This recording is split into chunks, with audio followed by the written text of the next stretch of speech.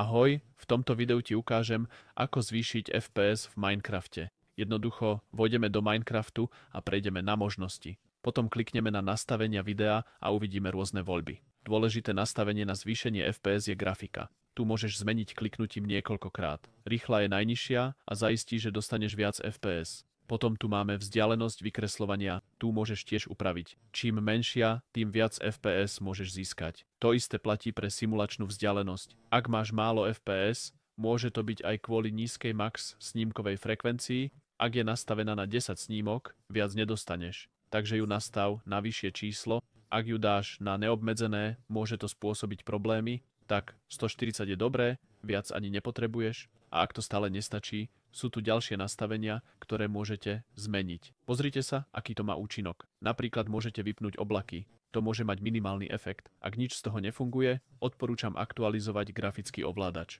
Na zistenie ovládača musíte najprv vedieť, akú máte grafickú kartu. Kliknite pravým tlačidlom na panel a otvorte správcu úloh. Potom klikneme na výkon. Posúvame sa dole, kým sa nedostaneme ku GPU. Potom naň raz klikneme. Ak je vaša karta Nvidia, potrebujete GeForce Experience. Je to program, ktorý nájdete cez Google. GeForce Experience. Klikneme tu na stránku. Stiahnete ho, urobíte všetky aktualizácie. A keď program spustíte, vyzerá to takto. Potom klikni na ovládače a všetko tu aktualizuj.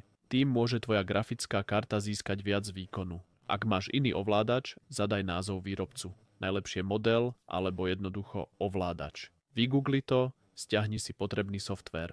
Takto ľahko zvýšiš svoje FPS v Minecrafte. Ak to stále nestačí, existujú aj módy. O tých by si sa musel viac informovať. Módy môžu zlepšiť FPS, ale nie je to nutné. Ak ti toto video pomohlo, poteší ma like. Tak ahoj.